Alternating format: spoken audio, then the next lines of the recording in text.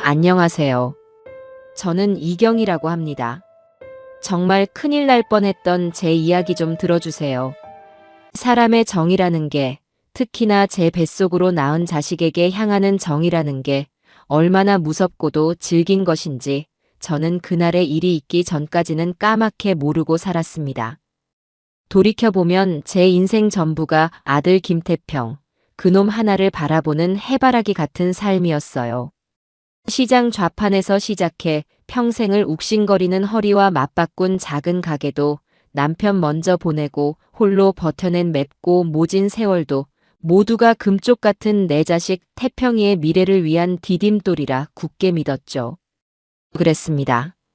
저는 제 아들을 위해서라면 기꺼이 저 자신을 장작처럼 태워 없앨 수도 있는 이 땅의 흔하디흔한 어머니였습니다. 그날은 유독 바람이 찼어요. 낡은 창문 틈새로 스며드는 바람에 괜히 마음이 스산해지는 그런 날이었습니다. 저녁밥을 먹고 텔레비전을 보고 있는데 현관문 비밀번호 누르는 소리가 들리더군요.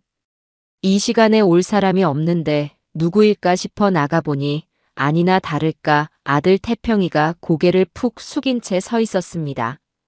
훤칠하던 어깨는 축 처져 있었고 잘 챙겨 입던 양복은 구겨질 대로 구겨져 있었죠. 제 마음이 덜컥 내려앉았습니다. 태평아, 이 시간에 웬일이야? 저녁은 먹었고. 제 물음에 아들은 대답 대신 힘없이 웃기만 하더군요. 저는 얼른 아들을 집 안으로 들였습니다. 차가운 아들의 손을 잡으니 제 마음은 더 조급해졌어요. 무슨 일 있어? 주미랑 싸웠니? 아니면 사업이. 어머니. 아들은 제 말을 끊고는 식탁 의자에 주저앉아 마른 세수만 연거푸했습니다. 그 모습에 저는 더는 아무것도 물을 수가 없었어요. 아들이 먼저 입을 열 때까지 저는 그저 아들의 등을 쓸어주며 기다릴 뿐이었습니다. 한참의 침묵 끝에 아들이 갈라진 목소리로 입을 열었습니다. 어머니, 죄송해요. 정말 면목이 없어요. 그러고는 닭똥 같은 눈물을 뚝뚝 흘리기 시작하는 겁니다. 제 앞에서 단 한 번도 약한 모습을 보인 적 없던 아들이었어요. 어릴 때 넘어져 무릎이 깨져도 울지 않던 그런 독한 녀석이었습니다. 그런 아들이 제 앞에서 소리 없이 어깨를 들썩이며 우는데 제 가슴은 갈기갈기 찢어지는 듯 했죠. 아니다, 아가. 어미한테 죄송할 게 뭐가 있어. 무슨 일인데 그래? 말을 해봐. 어미한테 말을 못할 일이 뭐가 있어. 저는 아들의 눈물을 닦아주며 다그쳤습니다. 아들은 한참을 뜸들이다 어렵게 말을 이어갔어요. 회사가 곧 부러지게 생겼어요. 자금줄이 막혀서 이번 달 월급도 겨우 줬어요. 이번 고비만 넘기면, 정말 이번 고비만 넘기면 괜찮을 것 같은데 방법이 없네요. 아들의 말 한마디 한마디가 비수처럼 제 가슴에 박혔습니다. 제 아들이 얼마나 자존심이 강한 아이인지 저는 잘 알아요. 그런 아들이 제게 돈 이야기를 꺼내기까지 얼마나 많은 고민과 망설임을 거쳤을지 눈에 보듯 훤했습니다. 얼마나 필요한데? 제 목소리가 저도 모르게 떨려 나왔습니다. 아들은 차마 제 눈을 마주치지 못하고 고개를 숙인 채 작은 목소리로 말했어요. 딱 5천만 원만 있으면 살 수 있을 것 같아요. 어머니, 제가 정말 염치 없다는 거 알아요. 어머니 노후 자금인 거 아는데 제가 정말 죽을 죄를 짓는 건데. 태평이는 말을 잇지 못하고 다시 고개를 숙였습니다. 5천만 원. 제게는 너무나도 큰 돈이었습니다. 가게를 정리하고 남은 돈은 이미 아들 사업 초기에 다 보태주었고 지금 제가 가진 것이라고는 이 작은 집 한 채와 남편이 남긴 유품 몇 가지가 전부였으니까요. 하지만 아들이 저렇게 무너져 내리는 모습을 보니 제게 다른 선택지는 없었습니다. 걱정하지 마라. 어미가 어떻게든 해볼게. 그러니 너는 기운 차리고 다시 일어설 생각만 해. 알았지? 저는 오히려 아들을 위로하며 등을 두드려 주었습니다. 아들은 그런 제 손을 잡고 아이처럼 엉엉 울었어요. 저는 우는 아들을 달래 재워보내고 그날 밤 한숨도 자지 못했습니다. 뜬 눈으로 밤을 새우며 저는 제 인생에 단 하나 남은 마지막 보루를 떠올렸습니다. 다음 날 아침, 저는 장롱 가장 깊숙한 곳에 넣어두었던 작은 비단 주머니를 꺼냈습니다. 주머니 안에는 제 결혼 예물이자 먼저 간 남편이 제게 남긴 유일한 유품인 순금 목걸이가 들어있었죠. 남편이 죽고 사는 게 아무리 팍팍해도 이것만은 팔지 않겠다고 다짐했었는데 저는 목걸이를 손에 쥐고 한참을 망설였습니다. 이걸 팔면 정말 남편의 마지막 흔적마저 사라지는 것 같았어요. 하지만 눈앞에 아들의 우는 얼굴이 아른거리는 데야 별 수 있나요? 자식 이기는 부모 없다는 말이 괜히 있는 게 아니었습니다. 저는 곧장 금은방으로 향했습니다. 금은방 주인은 목걸이를 이리저리 살피더니 생각보다 훨씬 적은 액수를 불렀어요. 요즘 금값이 많이 떨어졌다는 둥, 세공비는 쳐줄 수 없다는 둥, 여러 말을 했지만 제 귀에는 하나도 들어오지 않았습니다. 그저 아들을 살릴 돈을 마련해야 한다는 생각뿐이었죠. 결국 저는 주인이 부르는 값에 목걸이를 넘겼습니다. 텅 빈 손으로 금은방을 나서는데 며느리 주미에게서 전화가 오더군요. 어머니, 저 주미예요. 태평 씨한테 얘기 들었어요. 정말 어떡해요, 저희 때문에. 수화기 너머로 들려오는 며느리의 목소리는 걱정으로 가득 차 있었습니다.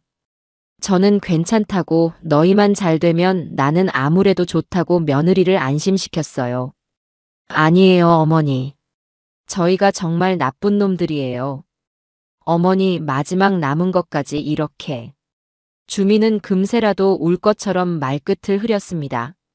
저는 그런 며느리가 안쓰러우면서도 한편으로는 대견했어요.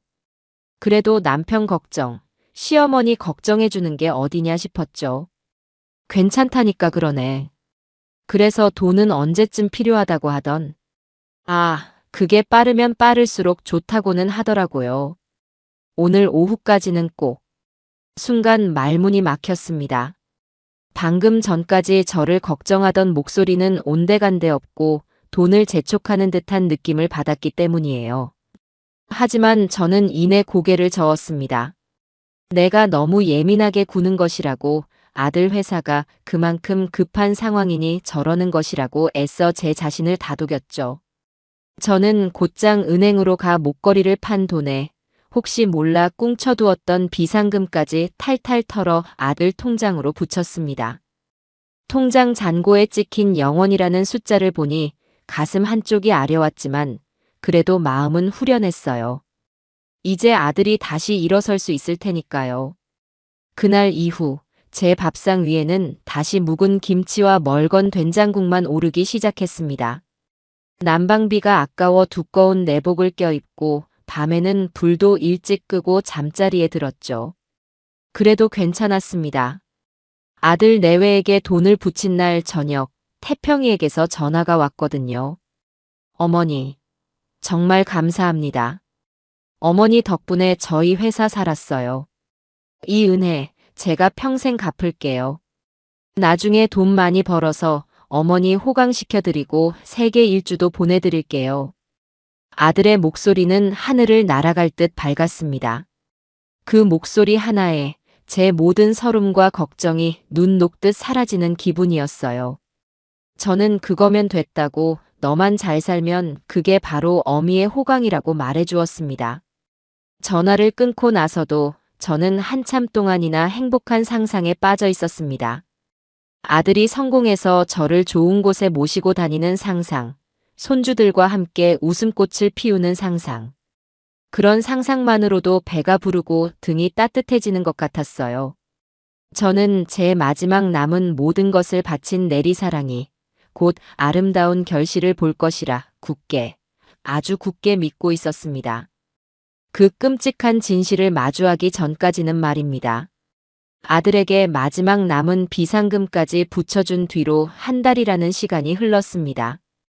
그 한 달 동안 저는 하루에도 12번씩 천국과 지옥을 오갔어요. 아침에 눈을 뜨면 우리 아들이 이 돈으로 제기해서 곧 성공하겠지 하는 생각에 하늘이라도 날아갈 듯 기뻤습니다. 그러다가도 저녁에 홀로 밥상에 앉으면 이 나이에 무일푼으로 덜컥 병이라도 나면 어쩌나 하는 불안감에 수저를 놓기 일쑤였죠. 그래도 저는 아들의 성공을 믿었습니다. 아니, 믿어야만 했어요. 제 인생 전부를 건 마지막 모험이었으니까요.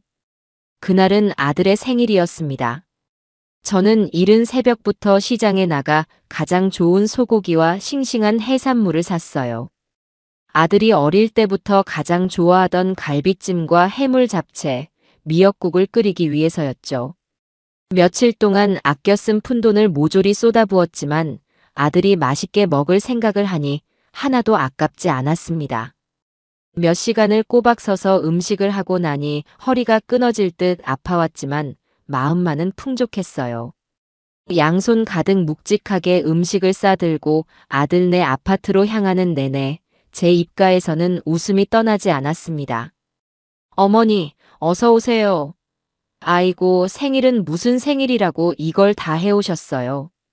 현관문을 열어준 며느리 주민은 제 손에 들린 보따리를 보며 과장되게 놀라는 신용을 했습니다.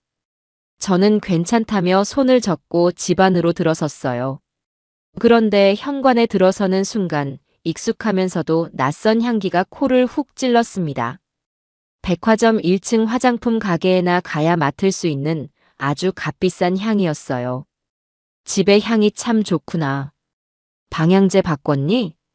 제 물음에 주민은 잠시 당황하는 듯 하더니 이내 거실 테이블 위에 놓인 세련된 유리병을 가리켰습니다. 아, 저거요?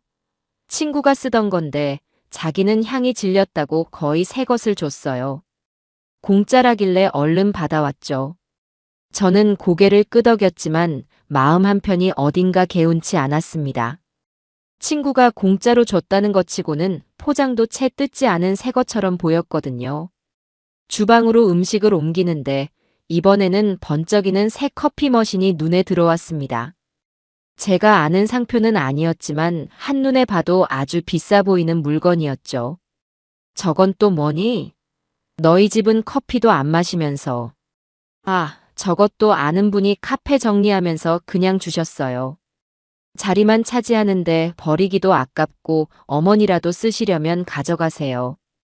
주민은 대수롭지 않게 말하며 어깨를 으쓱했습니다.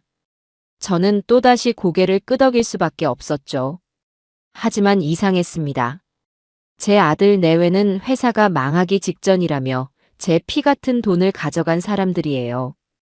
그런 사람들이 사는 집안에 어울리지 않는 사치품들이 하나둘씩 늘어나는 것이 마음에 계속 걸렸습니다. 하지만 저는 애써 그런 의심을 지웠어요. 사람이 궁지에 몰리면 없던 무력도 생기는 법이지. 남이 준다는데 마다할 필요는 없지 않나. 그렇게 생각하며 스스로를 위로했습니다. 태평이는 아직 안 들어왔니? 네, 어머니. 오늘도 회사 일 때문에 바쁜가 봐요. 그래도 저녁에는 꼭 들어온다고 했어요. 어머니, 음식이 식기 전에 어서 상 차릴까요? 주민은 서둘러 화제를 돌리며 부산스럽게 움직이기 시작했습니다. 저는 주미를 도와 상을 차리면서도 마음속에 작은 껄끄러움을 떨쳐낼 수가 없었어요. 그렇게 음식을 거의 다 차렸을 때쯤 갑자기 아랫배에 신호가 왔습니다. 주미야, 나 화장실 좀 다녀와야겠다. 네, 어머니. 편하게 쓰세요. 저는 잠깐 마트 좀 다녀올게요. 저는 의뢰 그랬듯 거실에 있는 화장실로 향했습니다. 그런데 며느리가 거실 화장실 변기가 막혔으니 안방 화장실을 쓰라고 했던 말을 깜빡 잊고 있었어요. 늘 쓰던 곳이라 무심코 문고리를 잡았는데 어찌된 일인지 문이 잠겨 있었습니다. 어라? 저는 다시 한번 문고리를 돌려보았지만 문은 꿈쩍도 하지 않았습니다. 이상했어요. 변기가 막혔다면서 문은 왜 잠가 놓았을까요? 사람을 부르려면 문을 열어둬야 편할 텐데 말입니다. 그 순간 오래전 기억 하나가 머리를 스치고 지나갔습니다. 젊었을 적 낡은 아파트에 살 때 화장실 문이 잠겨 몇 시간을 갇혔던 끔찍한 기억이었죠. 그때 저를 구해준 소방관 아저씨가 웃으며 알려준 비법이 있었습니다. 이런 방문 잠금 장치는 젓가락이나 뾰족한 철사 하나만 있으면 쉽게 열 수 있다고요. 저는 혹시나 하는 마음에 주방으로 가 가장 얇은 쇠젓가락 하나를 들고 다시 화장실 앞으로 왔습니다. 심장이 이유 없이 쿵쾅거렸어요. 남의 집 문을 이렇게 따는 건 나쁜 짓인데. 하지만 제 안에 무언가가 괜찮다고 어서 열어보라고 속삭이는 듯 했습니다. 저는 떨리는 손으로 문고리 중앙에 작은 홈에 젓가락을 넣고 살살 돌렸습니다. 몇 번의 헛도는 소리가 나더니 이내 달칵하는 작은 소리와 함께 문이 열렸습니다. 저는 마른 침을 삼키고 조심스럽게 문을 열었어요. 화장실 안은 불이 꺼져 어두컴컴했습니다. 저는 벽을 더듬어 불을 켰습니다. 평범한 화장실이었어요. 변기는 막힌 기색 없이 깨끗했고 세면대도 멀쩡했습니다. 그럼 대체 왜 문을 잠가 놓은 거지? 의아한 마음으로 샤워 부스 쪽으로 고개를 돌리는 순간 저는 제 눈을 의심했습니다. 샤워 커튼이 반쯤 처진 욕조 안에 무언가 산더미처럼 쌓여 있었습니다. 저는 홀린 듯 그쪽으로 다가갔습니다. 떨리는 손으로 샤워 커튼을 활짝 젖히는 순간 제 숨이 멎었습니다. 욕조를 가득 채우고 있는 것은 물이 아니었습니다. 은행에서 갓 나온 것처럼 빳빳한 5만 원짜리 지폐가 비닐로 압축 포장된 채 벽돌처럼 쌓여 있었고 그 위로는 눈이 시리도록 번쩍이는 황금 덩어리들이 아무렇게나 흩어져 있었습니다. 한쪽 구석에는 제가 이름도 모르는 명품 시계 상자들이 수북이 쌓여 있었죠. 제 머릿속이 새하얗게 변했습니다. 다리가 후들거리고 온몸에 피가 차갑게 식는 기분이었어요.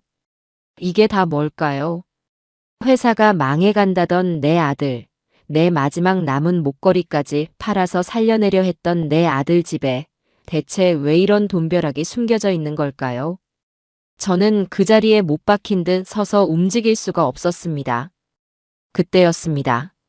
현관문 도어록 해제되는 소리가 띠리릭 하고 울렸고 곧이어 아들 태평이의 목소리가 들렸습니다. 주미야, 나왔어. 어머니는? 아들의 발소리가 점점 가까워졌습니다. 저는 소리를 지르거나 도망치거나 혹은 문을 닫아야 했습니다. 하지만 제 몸은 제 의지와 상관없이 그 자리에 얼어붙어 있었어요. 어머니, 거실에 안 계시네. 태평이는 저를 찾아 집안을 두리번거리는 듯 했습니다. 그리고 이내 활짝 열린 거실 화장실 문과 그 안에 석상처럼 굳어 서 있는 저를 발견했죠. 어머니, 화장실에서 뭐? 아들은 제게 다가오다 제 시선이 향한 곳, 제가 열어젖힌 샤워 커튼 너머의 욕조를 보고 말았습니다. 그 순간 아들의 얼굴이 하얗게 질려갔습니다. 놀람, 당황, 그리고 이내 모든 것을 들켜버린 자의 새파란 공포가 그 얼굴에 한꺼번에 떠올랐어요. 아! 아들은 무언가 말을 하려 했지만 목소리가 제대로 나오지 않는 듯 했습니다. 그리고 다음 순간 제 아들 김태평은 온 집안이 떠나가라 경악에 찬 비명을 질렀습니다. 그 비명은 저를 향한 것이 아니었어요. 자신의 탐욕이 송두리째 발각된 것에 대한 짐승의 것에 가까운 절규였습니다. 그리고 제 아들은 저를 향해 달려오기는커녕 마치 귀신이라도 본 사람처럼 사색이 되어 뒷걸음질 치기 시작했습니다. 아들의 끔찍한 비명이 거실을 가득 메웠습니다. 저는 여전히 욕조의 돈벼락에서 눈을 떼지 못한 채 얼어붙어 있었고 제 아들은 그런 저와 욕조를 번갈아 보며 공포에 질린 얼굴로 뒷걸음질 쳤어요. 아들의 눈에는 어머니를 걱정하는 기색이라고는 단 한 점도 없었습니다. 오직 자신의 비밀을 들킨 것에 대한 당혹감과 이 상황을 어떻게 모면해야 할지에 대한 필사적인 계산만이 번뜩이고 있었죠. 그 순간 제 머릿속에서 무언가가 쨍하고 깨지는 소리가 들리는 듯 했습니다. 지난 세월, 제가 아들에게 쏟아부었던 모든 사랑과 희생이 한낱 사기극에 불과했다는 잔인한 진실이 저를 얼어붙게 했던 충격을 깨고 온몸으로 퍼져나갔습니다. 하지만 지금은 슬퍼하거나 분노할 때가 아니었어요. 저 아비 교환 속에서 제 머리는 얼음장처럼 차갑게 식어내렸습니다. 여기서 내가 진실을 안다는 것을 저놈이 알게 되면 무슨 일이 벌어질지 몰랐어요. 어쩌면 저 돈과 함께 저를 어디론가 치워버릴지도 모른다는 끔찍한 생각마저 들었습니다. 살아야 했습니다. 어떻게든 이 지옥 같은 집을 빠져나가야 했어요. 태평아. 저는 비명을 지르며 뒷걸음질 치는 아들을 향해 반사적으로 소리쳤습니다. 그리고는 욕조는 쳐다보지도 않은 채 제 뒷목을 잡고 그 자리에 스르르 주저앉았습니다. 머리가 너무 어지럽다. 태평아, 나 혈압이. 저는 금방이라도 숨이 넘어갈 것처럼 가쁜 숨을 몰아쉬었습니다.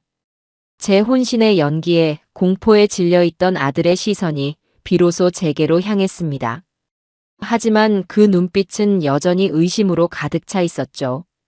저 늙은이가 혹시 다 본 것은 아닐까, 지금 저 행동이 연기는 아닐까 하고 저울질하는 기색이 역력했어요.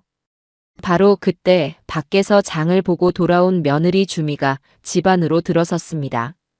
무슨 소리예요? 누가 비명 어머니. 주미는 화장실 입구에 주저앉아 있는 저와 그 앞에서 어쩔 줄 몰라 하는 태평이를 보고는 기겁하며 달려왔습니다. 어머니, 왜 이러세요? 태평씨, 대체 무슨 일이야? 며느리의 다그침에 아들은 그제야 정신을 차린 듯 더듬거리며 말했습니다. 나도 몰라. 집에 와보니 어머니가 갑자기. 어머니, 정신 좀 차려보세요. 어디가 아프세요? 주미는 제 어깨를 흔들며 울먹였습니다. 저는 눈을 가늘게 뜨고 며느리와 아들을 번갈아 보며 쥐어짜는 목소리로 말했어요. 갑자기 눈앞이 캄캄해지면서 속이 울렁거리고 아무래도 혈압이 오른 것 같다. 나 좀 집에 데려다 주렴. 저는 오직 집에 가야 한다는 생각뿐이었습니다. 그들의 시선이 닿지 않는 곳, 저 혼자만의 공간으로 돌아가 이 모든 상황을 정리해야만 했어요. 네. 지금 상태가 이런데 어떻게 집에 가세요? 당장 병원부터 가셔야죠. 태평씨, 뭐해? 빨리 119 불러. 주미가 날카롭게 소리치며 아들을 재촉했습니다.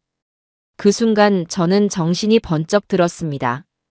병원이라니 말도 안 되는 소리였어요. 병원에 가는 순간 저는 꼼짝없이 저들의 통제하에 놓이게 될 겁니다. 의사를 매수하든 저를 이상한 사람으로 몰아가든 저들이 꾸밀 계략은 무궁무진할 테니까요. 아니다, 괜찮다. 병원은 안 가도 돼. 그냥 집에 가서 좀 누워있으면 괜찮아져. 늘 그랬어. 어서. 저는 저들의 부축을 뿌리치며 자리에서 일어서려고 애썼습니다. 제 완강한 태도에 며느리와 아들은 잠시 망설이는 듯 했어요. 아마 그들은 제가 병원에 가는 것을 거부하는 이유를 병원비를 걱정하기 때문이라고 생각했을 겁니다.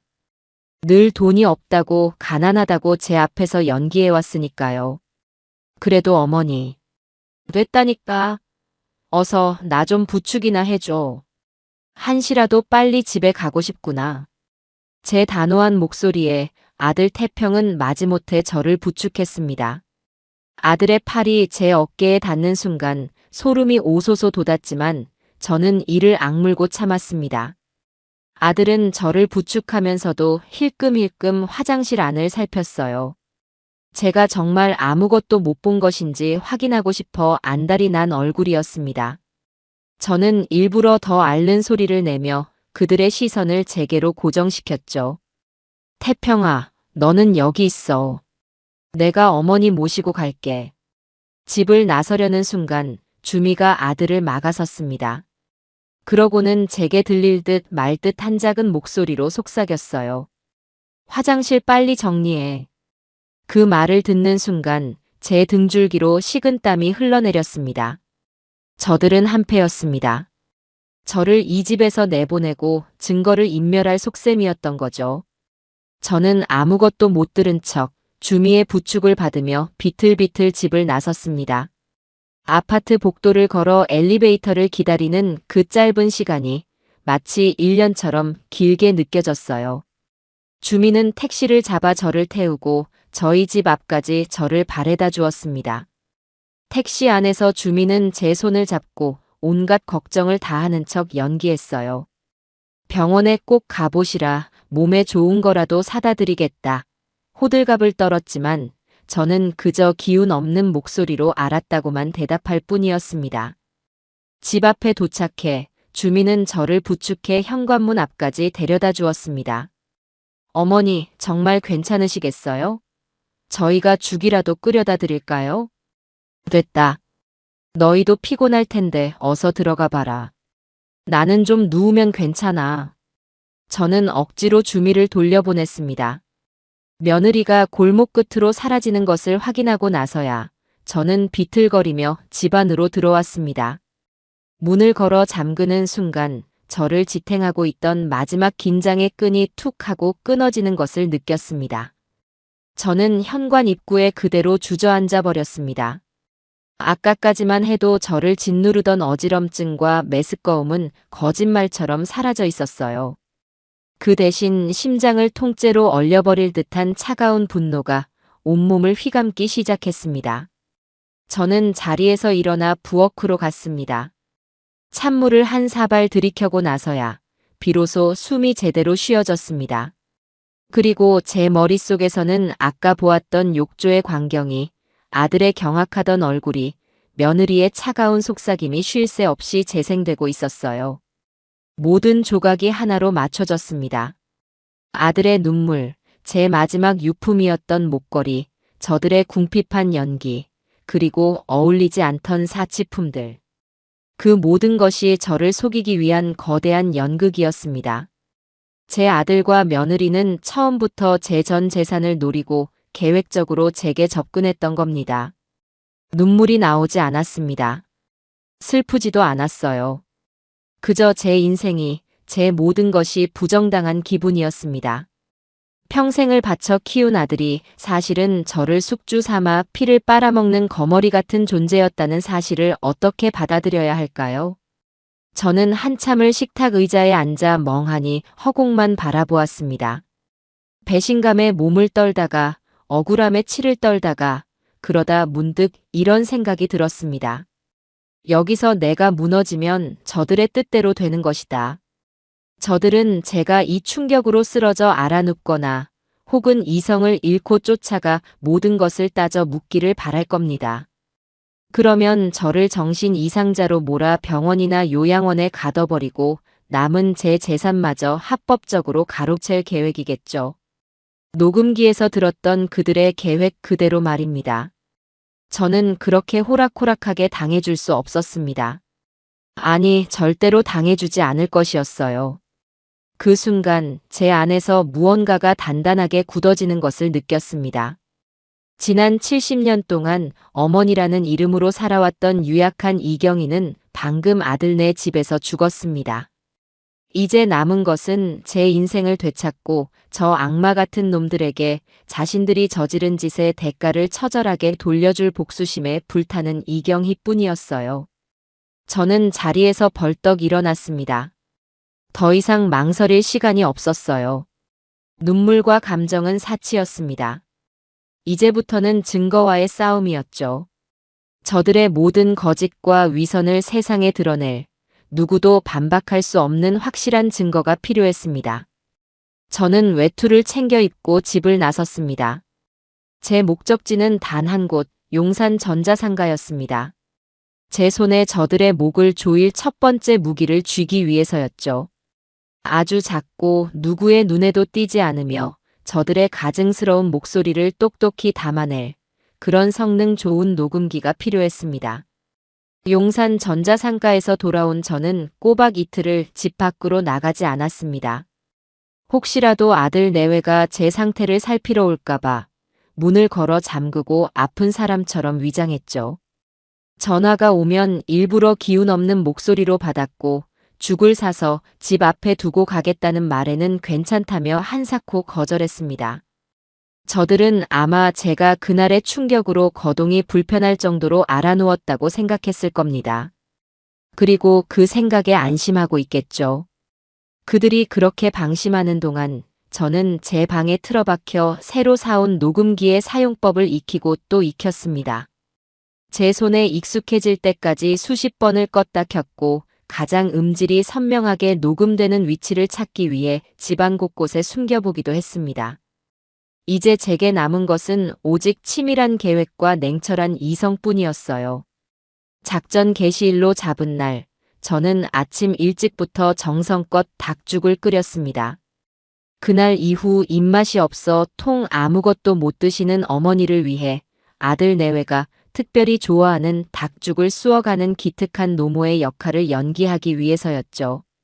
저는 일부러 초췌해 보이도록 며칠간 로션도 바르지 않았고 평소보다 더 허름한 옷을 골라 입었습니다. 누가 봐도 자식 걱정에 수심이 가득한 늙은 어머니의 모습, 바로 그것이었습니다. 아들네 아파트로 향하는 길, 제 심장은 이상할 정도로 차분했습니다. 닭죽이 든 냄비와 함께 제 가방 안에는 작은 녹음기가 든 반찬통이 들어있었죠. 저는 엘리베이터 거울에 비친 제 모습을 보며 마지막으로 표정을 점검했습니다. 금방이라도 눈물을 쏟을 것처럼 슬프고 모든 것을 체념한 듯한 표정. 완벽했어요. 어머니, 이 몸으로 여긴 어쩐 일이세요? 현관문을 열어준 주민은 제 모습을 보고 기겁을 했습니다. 저는 힘없이 웃으며 손에 든 냄비를 들어 보였어요. 너희라도 잘 먹어야지. 나는 입맛이 없어 통 넘어가질 않는데 너희 생각에 죽을 좀 쑤어왔다. 제 말에 주미의 얼굴에 잠시 안도하는 빛이 스쳤습니다. 제가 그날의 일을 전혀 기억하지 못하거나 혹은 기억하더라도 그저 노안으로 인한 헛것으로 치부하고 있다고 판단한 모양이었어요. 아이고 어머니. 저희 생각은 마시고 몸부터 챙기셔야죠. 들어오세요 얼른. 주민은 살갑게 저를 집 안으로 이끌었습니다. 태평이도 거실 소파에 앉아 있다가 저를 보고는 걱정스러운 표정으로 다가왔어요. 어머니, 괜찮으세요? 그날 정말 놀랐어요. 저는 아들의 얼굴을 마주하는 순간 속에서 울컥 치미는 무언가를 느꼈지만 애써 눌러 담고 희미하게 웃었습니다. 괜찮다. 늙으면 다 그런 거지. 그나저나 그날 내가 혹시 무슨 헛소리라도 하진 않았니?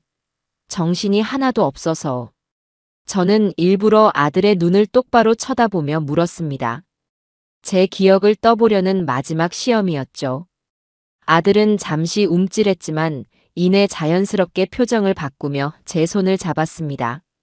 아니에요, 어머니. 그냥 어지럽다고만 하셨어요. 저희가 더 놀라서 허둥댔죠. 완벽한 거짓말이었습니다. 저는 속으로 코웃음을 치며 고개를 끄덕였어요. 이제 저들은 제 연기에 완전히 속아 넘어온 겁니다. 저는 주미를 따라 주방으로 가 닭죽을 그릇에 담아주었습니다. 그리고는 자연스럽게 거실로 와 소파에 앉았죠. 아들과 며느리는 식탁에 앉아 제가 끓인 닭죽을 떠먹기 시작했습니다. 바로 지금이 기회였어요.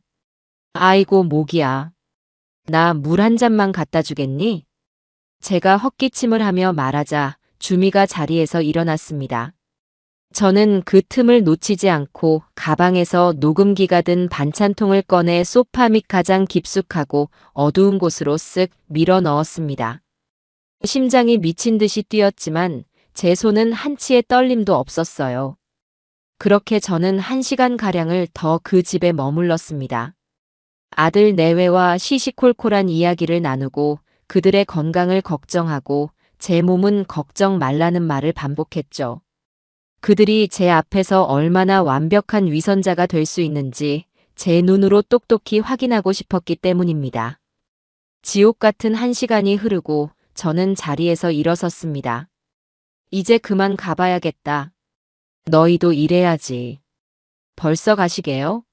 좀 더 계시다 가시지. 아니다. 오래 앉아있으니 또 어지러운 것 같구나. 저는 다시 아픈 기색을 내비치며 현관으로 향했습니다.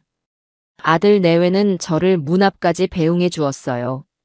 저는 엘리베이터를 타고 아파트 1층에 내렸습니다. 그리고 곧장 아파트를 빠져나가지 않고 1층 로비 구석에 있는 의자에 앉아 시간을 확인했죠. 10분. 딱 10분만 기다렸다가 다시 올라갈 계획이었습니다. 10분이 흐르고 저는 다시 엘리베이터를 탔습니다. 아들 네 집 현관문 앞에 서서 저는 크게 숨을 들이쉬고는 초인종을 눌렀습니다. 누구세요? 주미의 목소리가 들렸고 저는 다급한 목소리로 말했습니다. 나다 주미야. 아이고, 내가 정신이 없어서 휴대폰을 너희 집에 놓고 온 것 같구나. 잠시 후 문이 열리고 주미는 조금 귀찮다는 표정을 숨기지 못한 채 저를 맞았습니다. 저는 미안하다는 말을 연발하며 거실로 들어가 소파 주변을 뒤지는 척했어요. 그리고는 자연스럽게 소파 밑으로 손을 뻗어 아까 숨겨두었던 반찬 통로금기를 꺼내 들었습니다. 아이고, 여기 있었네. 미안하다, 왔다 갔다 하게 만들어서. 저는 녹음기를 다시 가방에 넣고 이번에야말로 정말 그 집을 빠져나왔습니다. 집으로 돌아오는 내내 제 심장은 기대와 분노로 주체할 수 없이 뛰고 있었어요. 집에 도착하자마자 저는 방문을 걸어 잠그고 가방에서 녹음기를 꺼냈습니다.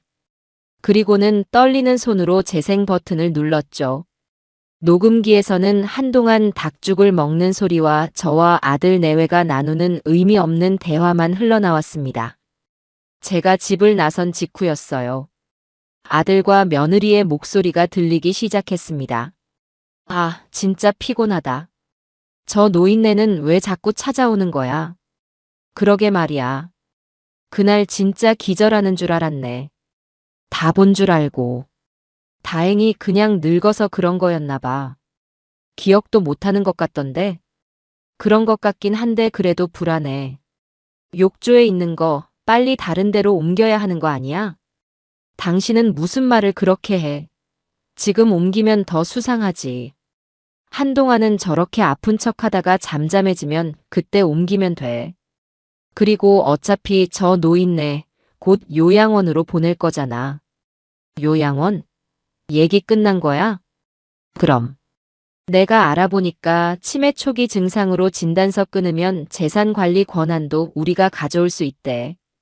마침 그날 저렇게 쓰러져 줬으니 의사한테 말만 잘하면 되겠어. 아주 그냥 자기가 무덤을 파요. 그래도 어머니인데. 당신 아직 정신 못 차렸어? 당신 어머니는 지금 돈 나오는 마른 우물일 뿐이야. 우물에 물이 다 마르면 필요 없는 거라고. 당신이 지금껏 받아온 돈, 그리고 앞으로 우리가 누릴 인생을 생각해. 멍청하게 굴지 마. 돈 나오는 마른 우물. 며느리의 그 한마디에 저는 이어폰을 귀에서 내던졌습니다. 온몸에 피가 거꾸로 솟는 기분이었어요. 저를 요양원에 보낼 계획을 세우고 제 재산을 가로챌 궁리를 하고 심지어 저를 치매 환자로 만들 생각까지 하고 있었습니다. 저는 그 자리에 한참을 앉아 있었습니다. 분노는 이미 그 임계점을 넘어섰고 남은 것은 오직 차가운 결심뿐이었어요. 저는 더 이상 혼자서 싸울 수 없다는 것을 깨달았습니다. 법을 알고 저를 진심으로 도와줄 사람이 필요했어요. 제 머릿속에 단 한 사람의 얼굴이 떠올랐습니다. 어릴 때부터 제 아들 태평이보다 더 저를 따랐던 지금은 법무사 사무실에서 일하고 있는 동네 청년 민석이었습니다. 저는 민석이와 통화를 했고 수화기를 내려놓은 제 손이 미세하게 떨리고 있었습니다. 민석이의 확신에 찬 마지막 한마디가 귓가에 쟁쟁하게 울리는 듯 했죠. 저놈들 사람 잘못 건드렸어요. 그래, 저놈들은 사람을 잘못 건드려도 한참 잘못 건드렸습니다. 자식이라는 이름 아래 평생을 헌신해온 어미의 가슴에 칼을 꽂았고 그 어미가 이제는 복수의 화신이 되어 돌아올 것이라는 사실은 꿈에도 모르고 있겠죠. 저는 떨리는 손을 다른 손으로 감싸 쥐었습니다. 두려움 때문이 아니었어요. 제 안에서 들끓기 시작한 뜨거운 무언가 때문이었습니다. 약속한 날 저는 민석이를 만나기 위해 집을 나섰습니다. 저희가 만나기로 한 장소는 시내의 번화한 카페가 아닌 동네 어귀에 있는 낡고 조용한 찻집이었어요. 민석이 할머니, 그러니까 제게는 눈에 넣어도 아프지 않을 소중한 제 친구가 살아생전 가장 좋아하던 곳이었죠. 찻집에 들어서자 은은한 대추차 향기가 저를 먼저 반겼습니다. 창가 자리에 먼저 와 앉아있던 민석이가 저를 발견하고는 자리에서 벌떡 일어나 손을 흔들었습니다. 할머니, 여기요. 오래 기다렸니? 내가 늙은이라 걸음이 느려서.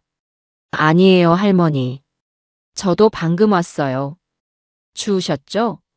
일단 앉으세요. 민석이는 제 외투를 받아주고 따뜻한 차를 주문해 주었습니다. 어릴 때 코울릭의 모습이 눈에 선한데 어느새 이렇게 늠름하고 속 깊은 청년으로 자랐는지. 제 친구가 하늘에서 본다면 얼마나 자랑스러워할까 하는 생각에 잠시 마음이 뭉클해졌어요. 할머니, 지난번에 말씀하신 자료들 가져오셨어요? 민석이의 말에 저는 정신을 차리고 가방에서 두툼한 서류 봉투를 꺼냈습니다. 그 안에는 제가 지난 며칠간 밤을 새워 정리한 자료들이 들어있었죠. 아들 태평이에게 처음 사업 자금을 대주었을 때부터 마지막으로 제 목걸이를 팔아 넘겨준 돈까지 날짜와 금액이 적힌 은행 거래 내역서 사본과 제 기억을 더듬어 쓴 진술서였습니다. 민석이는 제가 내민 서류들을 아주 꼼꼼하게 살피기 시작했습니다. 한 장 한 장 넘어가는 민석이의 표정이 점점 더 굳어지는 것을 보니 제 마음은 오히려 차분해졌습니다. 제 억울함을 알아주는 단 한 사람의 아군이 생긴 기분이었어요. 이것만 봐도 할머니 전 재산을 거의 다 가져갔네요. 아드님 사업이 그렇게까지 어려웠던 건가요? 나도 그런 줄로만 알았지. 내 모든 걸 다 줘도 아깝지 않다고 생각했어. 내 아들이니까. 저는 찻잔을 들어 한 모금 마셨습니다. 그리고는 가장 중요한 증거물, 녹음기를 꺼내 민석이 앞에 놓았습니다. 이걸 한번 들어보렴. 이걸 듣고 나면 민석이 너도 내 마음을 이해하게 될 게다. 민석이는 잠시 망설이다가 제가 건넨 이어폰을 귀에 꽂고 재생 버튼을 눌렀습니다. 녹음기에서 아들 내외의 가증스러운 목소리가 흘러나오기 시작했습니다. 민석이의 미간이 서서히 찌푸려졌습니다. 돈 나오는 마른 우물이라는 대목에 이르렀을 때 민석이는 자기도 모르게 아하는 작은 탄식을 뱉었습니다. 그리고 저를 치매 환자로 몰아 요양원에 보낼 계획을 의논하는 부분에서는 민석이의 입에서 거친 욕설이 튀어나왔죠. 이런. 녹음이 모두 끝나고 민석이는 한참 동안이나 아무 말 없이 이어폰을 빼 손에 쥐고 있었습니다. 그 얼굴에는 충격과 분노, 그리고 저에 대한 깊은 연민이 뒤섞여 있었어요. 할머니, 정말 죄송해요. 제가 대신 사과드릴게요. 인간이 어떻게 부모님한테 이런 짓을 할 수가 있어요. 민석이는 제게 고개를 숙였습니다. 저는 그런 민석이의 어깨를 조용히 두드려 주었습니다. 너가 왜 사과를 하니? 고개 들어라. 나는 이제 괜찮다. 슬퍼하고 분노할 시간은 이미 다 지났어. 이제부터는 저들에게 죗값을 치르게 해줄 시간만 남았을 뿐이야. 제 단호한 목소리에 민석이는 결심이 선 듯한 표정으로 저를 바라보았습니다. 네, 할머니. 이제부터는 제가 할머니의 창과 방패가 되어드릴게요. 저놈들이 할머니 재산 단 한 푼도 더 손대지 못하게, 그리고 지금까지 가져간 돈 전부 토해내게 만들 겁니다. 법이 왜 존재하는지, 피눈물이 얼마나 무서운 건지 제가 똑똑히 가르쳐 줄게요. 그날 이후 저와 민석이의 비밀스러운 작전이 시작되었습니다. 민석이는 우선 제 남은 재산을 보호하는 것부터 시작해야 한다고 했어요. 아직 제 명의로 남아있는 이 작은 집과 예전에 가게를 했던 상가 건물이 저들의 다음 목표가 될 것이 분명했기 때문입니다. 할머니, 일단 이 집이랑 상가는 빨리 처분해서 현금으로 바꿔야 해요. 그리고 그 돈은 아드님이 절대 찾을 수 없는 안전한 곳으로 옮겨야 합니다. 저는 민석이의 말에 따라 다음 날 바로 부동산의 집과 상가를 내놓았습니다. 부동산 사장님은 저를 본 지 20년도 넘은 동네 토박이었죠. 아니, 사모님, 이 집을 왜 파세요? 태평이한테 물려주신다면서요? 아, 그게 아들네랑 합가하기로 했어요. 늙어서 혼자 사는 것도 청승맞고 손주들 재롱이나 보면서 살려고요. 저는 천연덕스럽게 거짓말을 했습니다. 제 속이 시커멓게 타들어가는 것을 부동산 사장님은 꿈에도 몰랐을 겁니다. 다행히 집과 상가는 시세보다 조금 싸게 내놓은 덕분에 금방 새 주인을 찾을 수 있었어요. 저는 제 인생의 역사가 고스란히 담긴 공간들을 정리하며 수십 번씩 울컥하는 마음을 다잡아야 했습니다. 하지만 이건 끝이 아니라 새로운 시작을 위한 준비 과정이라고 저는 스스로를 계속해서 다독였습니다. 집과 상가를 처분한 목돈이 통장에 들어온 날, 저는 민석이와 함께 은행으로 향했습니다.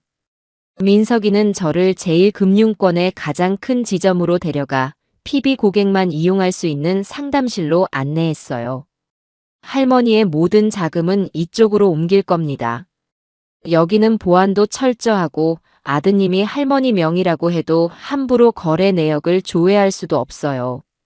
저는 민석이의 도움을 받아 새로운 계좌를 만들고 모든 돈을 그곳으로 옮겼습니다. 그리고는 민석이의 조언에 따라 혹시 모를 사태에 대비해 유언장과 비슷한 효력을 가지는 유언 대용 신탁이라는 것에도 가입했죠. 제가 혹시라도 잘못될 경우 제 모든 재산이 아들 내외가 아닌 사회에 환원되도록 하는 장치였습니다. 제 재산을 지키기 위한 모든 법적, 제도적 장치를 완벽하게 끝마치고 나니 비로소 마음이 조금 놓이는 듯 했어요. 이제 제 재산을 지킬 방패는 완성되었습니다. 다음은 저들을 심판대에 올릴 창을 만들 차례였죠. 할머니, 이제 마지막 미끼를 던질 시간이에요.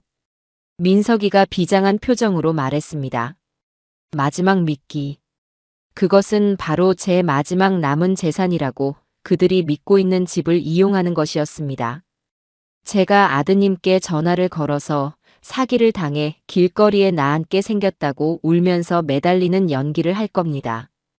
그럼 저들은 제 마지막 재산인 이 집을 담보로 대출을 받게 하거나 혹은 집을 팔아서 돈을 달라고 하겠죠. 그 과정에서 저들의 탐욕을 확실하게 증거로 남기는 겁니다. 좋은 계획이네요. 하지만 할머니 괜찮으시겠어요? 또 한 번 상처받으실 텐데. 괜찮다. 이젠 아무렇지도 않아. 내 아들 태평이는 이미 내 마음속에서 죽었으니까. 저는 민석이와 함께 통화 대본까지 만들며 치밀하게 연기를 준비했습니다. 그리고 며칠 뒤 저는 떨리는 손으로 아들 태평이에게 전화를 걸었습니다. 신호음이 몇 번 울리고 아들의 목소리가 들렸습니다. 어머니 웬일이세요? 태평아 흐흑 태평아 나 어떡하면 좋니? 저는 대본대로 다짜고짜 울음부터 터뜨렸습니다. 제 울음소리에 아들은 당황한 듯 했죠. 어머니, 왜 우세요? 무슨 일 있어요? 내가 사기를 당했다. 평생 모은 돈, 집 한 돈까지 전부 날렸어. 나 이제 길거리에 나앉게 생겼다, 태평아. 저는 일부러 더 서럽게, 더 처절하게 울부짖었습니다. 수화기 너머로 잠시 침묵이 흘렀어요. 아들이 제 말을 믿어야 할지, 아니면 의심해야 할지 머리를 굴리는 소리가 여기까지 들리는 듯 했습니다. 잠시 후 아들의 목소리가 들려왔습니다. 그 목소리는 걱정과 안타까움으로 가득 차 있었죠. 물론 그것이 완벽한 연기라는 것을 저는 이미 알고 있었습니다. 네, 그게 무슨 말씀이세요? 누구한테 사기를 당해요? 어머니, 일단 진정하시고 똑바로 말씀해 보세요. 저는 아들에게 알고 지내던 사람이 좋은 투자처가 있다며 접근해 제 집과 상가를 판 돈 전부를 투자했는데 알고 보니 사기였다는 거짓말을 늘어놓았습니다. 제 이야기가 계속될수록 수화기 너머의 아들은 안타까운 탄식을 연발했어요. 아이고, 어머니. 그걸 왜 저랑 상의도 없이. 그래서 그 사람은 잡았어요? 아니, 연락이 안 돼. 경찰에 신고는 했는데 찾을 수 있을지 모르겠다. 태평아, 나 이제 어떡하니. 당장 살 집도 없는데. 저는 마지막으로 쐐기를 박았습니다. 제 말에 아들은 깊은 한숨을 내쉬더군요. 그러고는 아주 인자하고 듬직한 아들의 목소리로 저를 위로하기 시작했습니다. 어머니, 일단 너무 걱정하지 마세요. 어떻게든 방법이 있겠죠. 제가 있잖아요. 주미랑 상의해서 어떻게든 방법을 찾아볼게요. 일단은 저희 집으로 들어오세요. 네.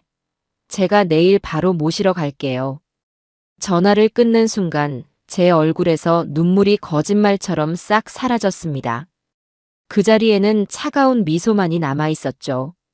제 미끼를 저 탐욕스러운 물고기들이 아주 제대로 물어버린 겁니다. 이제 저들은 제 마지막 남은 재산이 한 푼도 없다고 확신하게 되었을 겁니다. 그리고 동시에 욕조에 숨겨둔 그들의 검은 돈을 이제는 마음 놓고 써도 된다고 생각하게 되겠죠. 저는 수화기를 내려놓고 창밖을 보았습니다. 모든 것이 제 계획대로 완벽하게 흘러가고 있었습니다. 아들과의 통화가 끝나고 며칠 동안 저는 일부러 칩거에 들어갔습니다. 아들 내외에게는 사기를 당한 충격으로 몸져 누웠다고 둘러댔죠. 아마 그들은 제 말을 곧이곧대로 믿으며 이제 제게서 더는 뜯어낼 것이 없다고 판단하고 있을 겁니다. 그리고 그 판단은 그들이 숨겨둔 돈을 수면 위로 꺼내놓는 계기가 될 것이 분명했어요. 할머니 예상대로 움직이기 시작했습니다. 민석이에게서 전화가 온 것은 그로부터 사흘 뒤였습니다. 민석이는 제 허락을 받아 아들 내외의 동태를 파악하기 위해 전문 인력을 고용해 둔 상태였습니다. 믿을 만한 흥신소 직원을 통해 그들의 움직임을 낱낱이 감시하고 있었죠. 지금 아드님 부부가 대형마트에서 물품 보관용 박스를 대량으로 구매해서 집으로 들어갔다고 합니다. 아마 오늘이나 내일 중으로 돈을 옮길 생각인 것 같아요. 그렇구나. 모든 과정을 빠짐없이 사진으로 남겨달라고 전해주렴. 그 돈이 누구의 돈이었는지 세상에 증명해줄 가장 확실한 증거가 될 테니까. 저는 차분하게 말했지만 심장은 세차게 뛰고 있었습니다. 드디어 저들이 움직이기 시작한 겁니다. 저는 민석이에게서 실시간으로 상황을 보고받으며 초조하게 시간을 보냈습니다. 그리고 다음 날 오후 민석이에게서 다시 연락이 왔습니다. 성공입니다, 할머니. 방금 아드님 부부가 박스 수십 개를 차에 싣고 경기도 외곽에 있는 한 창고로 들어가는 모습을 전부 촬영했습니다. 박스를 나르는 모습, 창고 안에 쌓아두는 모습까지 아주 선명하게요. 그 말을 듣는 순간 저는 저도 모르게 주먹을 꽉 쥐었습니다. 이제 결정적인 증거는 모두 제 손안에 들어온 셈이었습니다. 욕조에 있던 돈다발의 출처를 저들은 결코 변명할 수 없게 된 거죠. 며칠 뒤 민석이가 작은 USB 하나를 들고 저희 집으로 찾아왔습니다. 그 안에는 흥신소 직원이 찍은 수백 장의 사진이 담겨 있었죠. 저는 민석이와 함께 노트북으로 사진을 확인했습니다. 사진 속의 아들 내외는 제 앞에서는 단 한 번도 보여준 적 없는 환한 웃음을 짓고 있었습니다. 돈 상자를 마치 보물처럼 소중하게 끌어안고 자신들의 탐욕이 이룬 결과물에 한껏 취해 있는 모습이었어요. 저는 그 사진들을 보며 제 안에 남아있던 마지막 한 조각의 미련마저 깨끗하게 불태워 버렸습니다. 이제 모든 증거는 갖추어졌습니다. 남은 것은 저들을 심판대에 세울 마지막 무대를 준비하는 것이었죠. 민석이는 자신이 아는 변호사 중에 가장 실력 있고 냉철한 사람을 섭외했다고 했습니다. 박진영 변호사님이라고 기업 간의 소송을 전문으로 하시는 분이에요. 이런 종류의 사기나 횡령 사건에서는 따라올 자가 없죠. 제가 모든 자료를 보내드렸는데 할머니의 사연을 듣고 자기 일처럼 분노하시면서 꼭 돕고 싶다고 하셨어요. 저는 민석이 그리고 박 변호사와 함께 마지막 작전을 세웠습니다. 저희가 선택한 마지막 무대는 바로 은행의 VIP 상담실이었습니다. 가장 신뢰와 권위의 상징인 은행이라는 공간에서 저들의 모든 위선을 발가벗기고 법적인 책임을 확실하게 묻기 위해서였죠. 작전 실행 전날 밤, 저는 잠을 이룰 수가 없었습니다. 지난 몇 달간의 일들이 주마등처럼 스쳐 지나갔어요. 아들의 눈물, 욕조의 돈다발, 녹음기 속의 끔찍한 대화, 그리고 저를 위해 발벗고 나서준 민석이의 얼굴까지. 길고 긴 터널의 끝이 드디어 보이는 듯 했습니다. 다음 날 아침, 저는 평소와 달리 정성껏 몸단장을 했습니다. 장롱 안에 넣어두었던 옷 중에 가장 값비싸고 고상한 옷을 꺼내 입고 희끗희끗한 머리도 미용실에 가서 단정하게 손질했죠. 초라하고 병든 늙은 어미의 모습이 아닌 자신의 권리를 되찾기 위해 당당히 나서는 한 사람의 인간으로서 그들을 마주하고 싶었기 때문입니다. 약속 장소인 은행에 도착하니 민석이와 박 변호사가 먼저 와 저를 기다리고 있었습니다. 박 변호사는 40대 초반의 다부진 인상을 가진 여성이었어요. 그녀는 저를 보자마자 따뜻한 미소와 함께 제 손을 굳게 잡아주었습니다. 어머님, 걱정하지 마십시오. 오늘 저희가 다 끝내겠습니다. 그 한마디에 저는 천군만마를 얻은 듯 마음이 든든해졌습니다. 저희 셋은 은행 직원의 안내를 받아 가장 안쪽에 있는 크고 고급스러운 VIP 상담실로 들어갔습니다. 두꺼운 유리벽 너머로 은행의 분주한 풍경이 보였지만 상담실 안은 소음 하나 없이 고요했죠. 잠시 후 상담실 문이 열리고 아들 태평이와 며느리 주미가 모습을 드러냈습니다. 저는 그들에게 마지막 미끼를 던지기 위해 전화를 걸어두었었습니다.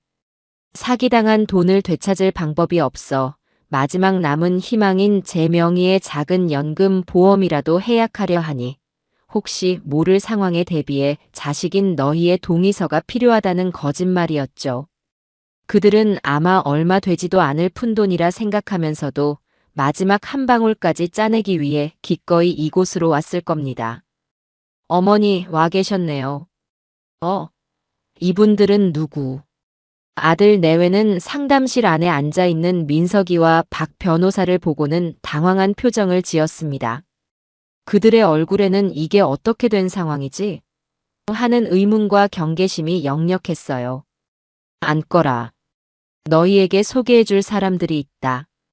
저는 제 맞은편 의자를 턱으로 가리키며 차갑게 말했습니다. 제 평소와 다른 단호한 태도에 아들 내외는 마지못해 자리에 앉았습니다. 인사하렴. 이쪽은 오늘부터 내 모든 재산과 법률 문제를 관리해줄 박진영 변호사님, 그리고 이쪽은 너도 잘 아는 민석이다. 앞으로는 내 대리인이 되어줄 사람이니 나에게 할 말이 있으면 이 사람들을 통하도록 해라. 제 말에 아들과 며느리의 얼굴이 하얗게 굳어지는 것이 보였습니다. 상황이 자신들의 예상과 전혀 다르게 흘러가고 있다는 것을 그제야 깨닫기 시작한 모양이었죠. 어머니, 그게 무슨 말씀이세요? 재산 관리라니요? 사기당해서 재산도 없으시다면서요. 며느리 주미가 애써 웃으며 물었습니다. 하지만 그 웃음은 미세하게 떨리고 있었어요. 저는 더 이상 그들과 말을 섞고 싶지 않았습니다. 저는 박 변호사에게 눈짓을 보냈습니다. 제 신호를 받은 박 변호사는 미리 준비해온 서류철을 꺼내 테이블 위에 올려놓았습니다. 이제 길고 길었던 연극의 막을 내리고 본격적인 심판을 시작할 시간이었습니다. 김태평 씨, 오주미 씨. 지금부터 두 분이 이경희 여사님께 저지른 모든 일에 대해 사실관계를 확인하는 절차를 시작하겠습니다. 박 변호사의 차갑고 날카로운 목소리가 고요한 상담실 안을 가득 메웠습니다. 아들 내외는 자신들이 완벽하게 짜인 덫의 한가운데로 걸어 들어왔다는 사실을 그제야 깨닫고 있었습니다. 창밖의 세상은 평화로웠지만 두꺼운 유리벽 안의 이 작은 방은 이제 곧 폭풍이 몰아칠 전쟁터가 될 것이었습니다. 박진영 변호사의 선포와 함께 은행 VIP 상담실의 공기는 얼음장처럼 차갑게 얼어붙었습니다. 아들 태평이와 며느리 주미는 자신들이 무엇을 잘못했냐는 듯 어이없고 황당하다는 표정을 애써 지어 보였어요. 하지만 그들의 눈동자는 불안하게 흔들리고 있었죠. 박 변호사는 그들의 연기 따위에는 아랑곳하지 않고 서류철의 첫 장을 넘겼습니다. 먼저 금전 거래 내역부터 확인하겠습니다. 김태평 씨는 2018년 3월 사업 초기 자금 명목으로 이경희 여사님께 현금 2억 원을 받으셨습니다. 맞습니까? 네. 네, 그건 어머니께서 도와주신 2020년 9월 사업 확장 자금으로 상가 보증금 1억 5천만 원을 추가로 받으셨고요. 그리고 올해 7월 회사가 어렵다는 이유로 이경희 여사님께서 마지막 남은 유품까지 처분하여 만든 5천만 원을 송금받으셨습니다. 저희가 확인한 공식적인 액수만 총 4억 원입니다. 이 사실에 대해 인정하십니까? 박 변호사가 내민 은행 거래 내역서 앞에서 태평이는 아무 말도 하지 못하고 입술만 달싹였습니다. 옆에 앉은 주미의 표정은 더욱 굳어졌죠. 물론 부모 자식 간에 도움을 줄 수는 있습니다. 하지만 문제는 두 분이 이경희 여사님을 기망하여 돈을 편취했다는 점입니다. 기망이라니요. 변호사님, 말씀이 너무 심하시네요. 저희가 언제 어머니를 속였다고 그러세요? 주미가 참지 못하고 날카롭게 소리쳤습니다. 박 변호사는 그런 주미를 조용히 바라보더니 책상 위로 작은 녹음기 하나를 꺼내 놓았습니다. 제가 그들의 집에 숨겨두었던 바로 그 녹음기였죠. 녹음기를 보는 순간 아들 내외의 얼굴이 새하얗게 질려갔습니다. 이 녹음기에 담긴 내용이 두 분의 기망 행위를 증명하는 첫 번째 증거입니다. 박 변호사는 망설임 없이 재생 버튼을 눌렀습니다. 상담실 안에는 아들과 며느리의 목소리가 선명하게 울려 퍼졌습니다. 저를 돈 나오는 마른 우물이라 조롱하고 치매 환자로 몰아 요양원에 보낼 계획을 세우는 그 끔찍한 대화가 태평이와 주미는 고개를 푹 숙인 채 자신들의 목소리로 자신들의 죄를 고백하는 것을 들어야만 했습니다. 녹음이 끝나고 상담실 안에는 잠시 무거운 침묵이 흘렀습니다. 박 변호사는 이번엔 태블릿 PC를 꺼내 그들 앞에 내밀었습니다. 화면에는 아들 내외가 돈 상자를 차에 싣고 창고로 옮기는 모습이 담긴 수십 장의 사진이 슬라이드처럼 지나가고 있었죠. 그리고 이것이 두 번째 증거입니다. 두 분이 이경희 여사님의 돈을 숨겨둔 창고의 위치와 그 안에 보관된 현금 및 귀금 속의 사진이죠. 이 정도면 사기 및 횡령 혐의를 입증하는 데는 차고도 넘칠 겁니다. 모든 증거가 눈앞에 펼쳐지자 며느리 주미는 갑자기 태도를 바꾸었습니다. 이건 불법이에요. 동의 없이 녹음하고 사람을 미행해서 사진을 찍는 건 명백한 불법이라고요. 이걸로는 저희를 고소할 수 없어요. 주미가 악에 받쳐 소리쳤습니다. 하지만 박 변호사는 그런 주미를 보며 오히려 여유롭게 미소를 지었어요. 불법 수집 증거라 맞는 말씀입니다. 하지만 오주미 씨, 착각하지 마십시오. 저희는 이걸로 두 분을 고소할 생각이 처음부터 없었습니다. 네. 그게 무슨. 이건 그냥 앞으로의 협상을 원활하게 진행하기 위한 참고 자료일 뿐입니다. 저희가 두 분을 고소할 자료는 따로 있거든요. 박 변호사는 서류철에서 또 다른 서류 뭉치를 꺼내 테이블 위에 펼쳐놓았습니다. 바로 국세청에 제출할 두 분의 탈세 혐의 자료입니다. 저희가 파악한 바에 따르면 김태평 씨가 운영하는 회사는 페이퍼 컴퍼니, 즉 유령 회사더군요. 지난 5년간 소득 신고는 제대로 하지 않으면서 이경희 여사님께 받은 돈과 출처 불명의 자금으로 부동산과 주식 투자를 해왔습니다. 이 자료들이 국세청으로 넘어가는 순간 두 분은 지금까지 벌어들인 돈의 몇 배에 달하는 추징금을 내게 될 겁니다. 물론 조세 포탈 혐의로 형사처벌도 받게 되겠죠. 아, 이쪽은 불법 수집 증거가 아니니 법정에서도 효력이 아주 확실할 겁니다. 박 변호사의 설명이 끝나자 아들 내외는 완전히 넋이 나간 표정이었습니다. 자신들이 얼마나 큰 위기에 처했는지 그제야 실감한 듯 보였죠. 자, 이제 두 분께 선택지를 드리겠습니다. 박 변호사는 마지막 서류를 그들 앞에 내밀었습니다. 첫 번째 선택지는 지금 이 자리에서 저희의 고소, 고발을 모두 받아들이고 검찰 조사와 세무조사를 받는 겁니다. 그렇게 되면 두 분의 인생은 지금 이 순간 끝났다고 보시면 됩니다. 그리고 두 번째 선택지는 박 변호사는 아들 내외 앞에 펜을 하나 놓았습니다. 이 합의서에 서명하는 겁니다. 합의서의 내용은 간단합니다. 첫째, 그동안 이경희 여사님께 편취한 재산 4억 원에 정신적 피해 보상금 2억 원을 더해 총 6억 원을 24시간 안에 이경희 여사님의 새 계좌로 입금한다. 둘째, 앞으로 이경희 여사님의 모든 재산에 대한 상속권을 포기한다는 각서에 서명한다. 셋째, 다시는 이경희 여사님 앞에 나타나거나 연락하지 않겠다는 접근 금지 서약을 한다. 이 세 가지입니다. 어떻게 하시겠습니까? 모든 것이 끝났습니다. 더는 변명도 저항도 할 수 없는 완벽한 외통수였죠. 그제야 아들 태평이가 무너져 내렸습니다. 그는 의자에서 내려와 제 앞에 무릎을 꿇고 빌기 시작했습니다. 어머니, 제가 잘못했어요. 제가 정말 죽을 죄를 지었습니다. 어머니, 제발 한 번만 용서해 주세요. 네, 제가 다 갚을게요. 평생 어머니 옆에서 속죄하며 살게요. 아들은 눈물 콧물을 쏟아내며 제 바짓가랑이를 붙잡았습니다. 예전 같았으면 당장이라도 아들을 끌어안고 함께 울었을 겁니다. 하지만 지금 제 마음은 바람 한 점 불지 않는 잿더미처럼 고요하기만 했어요.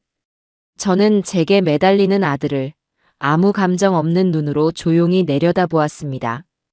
그리고는 제 인생에서 가장 차가운 목소리로 입을 열었습니다. 일어나거라. 제 목소리에 아들은 움찔하며 저를 올려다보았습니다. 내가 낳은 아들 김태평은 오래전에 죽었다. 너는 내 아들이 아니야. 그저 내 돈을 노리고 접근한 사기꾼일 뿐이지. 그러니 나에게 어머니라고 부르지도 용서를 구하지도 마라. 너 같은 놈에게 베풀 용서는 내게 남아있지 않으니까. 제 말을 듣는 아들의 얼굴에서 모든 핏기가 사라졌습니다. 제 눈에 비친 것이 동정심 하나 없는 완전한 경멸이라는 것을 깨달은 모양이었죠. 저는 아들을 지나쳐 넋이 나간 채 앉아있는 며느리 주미를 향해 말했습니다. 너도 마찬가지다.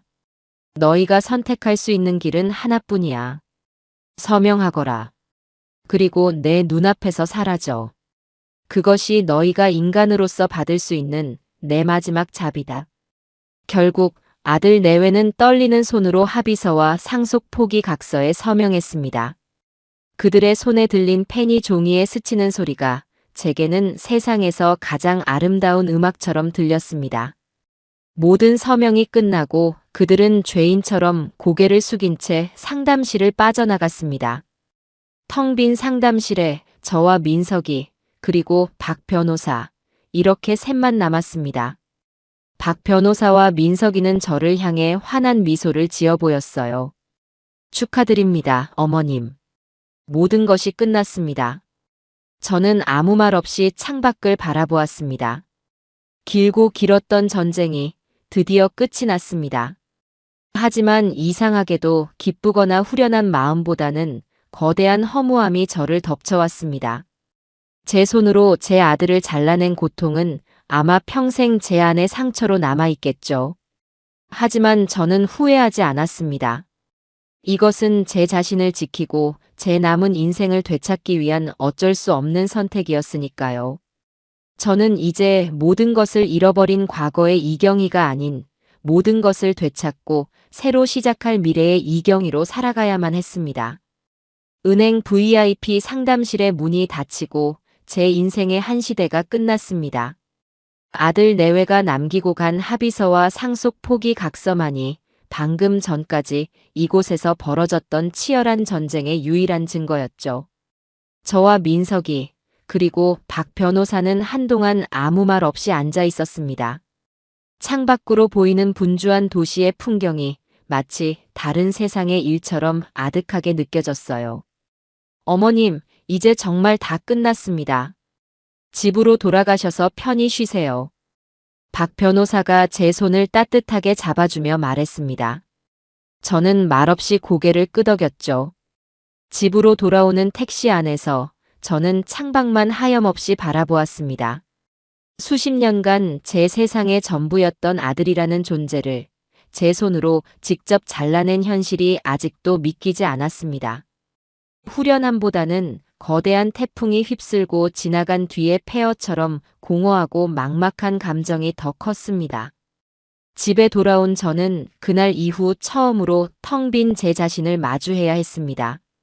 아들을 위해 새벽부터 일어나 밥을 짓고 아들을 위해 푼돈을 아끼고 아들의 성공을 위해 기도하던 지난날의 이경이는 이제 없었습니다. 무엇을 위해 살아야 할지 당장은 아무런 그림도 그려지지 않았어요. 시간은 더디게 흘렀습니다. 합의서에 명시된 24시간이라는 시간이 마치 24년처럼 길게 느껴졌죠. 저는 뜬 눈으로 밤을 새웠습니다. 혹시라도 저들이 마지막 발악으로 도망치거나 혹은 제게 해코지를 하러 찾아오지는 않을까 하는 불안감에 현관문 잠금 장치를 몇 번이나 확인해야 했습니다. 다음 날 오후 약속된 시간이 거의 다 되었을 무렵이었습니다. 제 휴대폰이 짧게 울렸습니다. 모르는 번호로 온 문자 메시지였죠. KB은행 이경희 고객님 계좌에 6억 원이 입금되었습니다. 저는 그 짧은 문장을 몇 번이고 되읽었습니다. 0이 6개가 아닌 8개가 찍힌 그 숫자가 제 눈앞에서 아른거렸어요. 제 평생을 바쳐 모으고 아들에게 빼앗겼다가 다시 되찾은 돈이었습니다. 하지만 그 숫자를 보고도 제 마음은 조금도 기쁘지 않았습니다. 그저 무겁고 무거운 짐 하나를 내려놓은 듯한 안도감만이 저를 감쌌습니다. 저는 곧바로 민석이와 박 변호사에게 전화를 걸어 고맙다는 인사를 전했습니다. 그들은 자기 일처럼 기뻐하며 이제 정말 모든 것이 끝났으니 마음 편히 발 뻗고 주무시라고 저를 위로해 주었죠. 전화를 끊고 저는 소파에 깊숙이 몸을 묻었습니다. 긴장이 풀리자 온몸에 쌓여있던 피로가 한꺼번에 몰려오는 듯 했습니다. 깜빡 잠이 들었던 걸까요? 시끄럽게 울리는 전화벨 소리에 저는 화들짝 놀라 잠에서 깼습니다. 발신인은 며느리라고 저장된 이제는 세상에서 가장 끔찍한 이름이었습니다. 받을까 말까 망설이다가 저는 조용히 통화 버튼을 눌렀습니다. 그리고는 아무 말 없이 수화기를 귀에 대고만 있었죠. 여보세요? 이경희 씨? 수화기 너머로 들려오는 며느리의 목소리는 평소에 상냥하고 가식적인 톤이 아니었습니다. 얼음장처럼 차갑고 도끼가 가득 서려 있었죠. 돈은 잘 받았어. 그 돈 받으니까 아주 속이 시원해. 평생 자식 등골 빼먹고 산 걸로도 모자라서 이제는 아들 인생까지 아주 거덜내니까 행복하냐고. 주민은 악에 받쳐 소리쳤습니다. 저는 대답하지 않았습니다. 제 침묵에 더욱 화가 났는지 며느리는 더욱 거친 말들을 쏟아내기 시작했습니다. 당신이 그러고도 엄마야? 어떻게 자식 앞길을 이렇게 막을 수가 있어?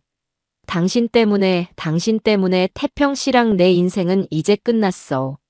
당신은 평생 혼자 외롭게 살다가 아무도 모르게 쓸쓸하게 죽어갈 거야. 저주할 거야. 평생 당신을 저주할 거라고. 저주에 가까운 악담이 제 귀를 파고들었지만 이상하게도 제 마음은 잔잔한 호수처럼 고요했습니다. 예전 같았으면 가슴이 찢어지고 피눈물이 났을 텐데. 이제는 그저 다른 세상의 이야기를 듣는 것처럼 무감각하기만 했어요.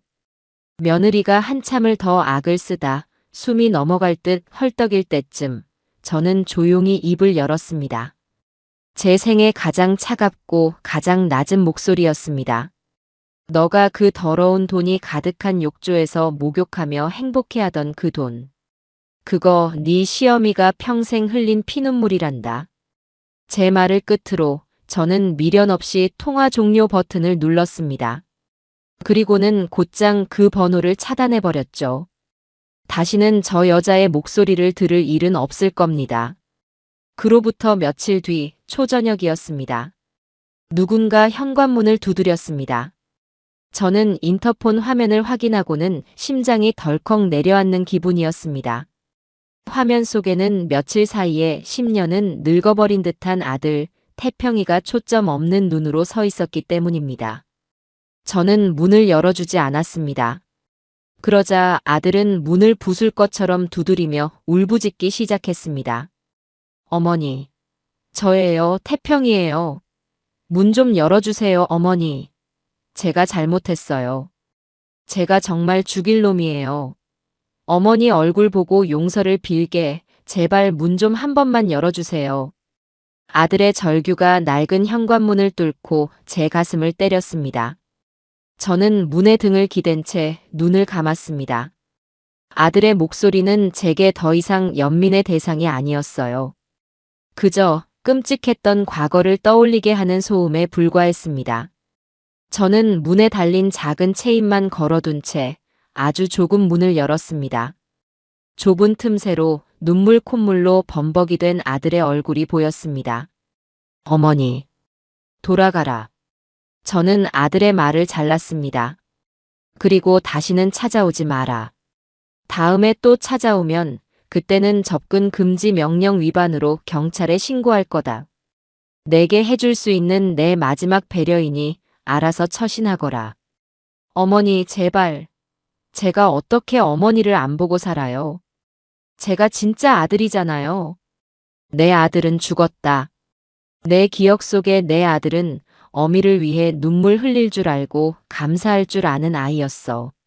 너처럼 어미의 등 뒤에 칼을 꽂는 악마가 아니라. 그러니 돌아가.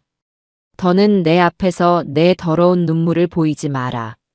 저는 그 말을 끝으로 아들의 절규를 등 뒤로 한 채 문을 닫았습니다.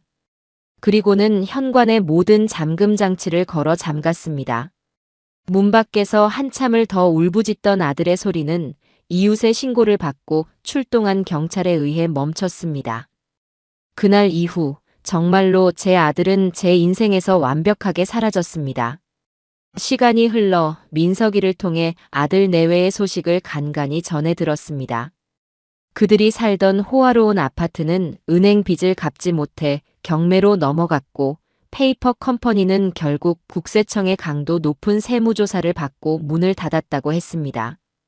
며느리 주민은 아들을 원망하며 이혼 서류를 던지고 집을 나갔고 아들 태평이는 모든 것을 잃고 신용불량자가 되어 PC방을 전전하며 지낸다는 소식이 제가 들은 그들의 마지막 근황이었습니다.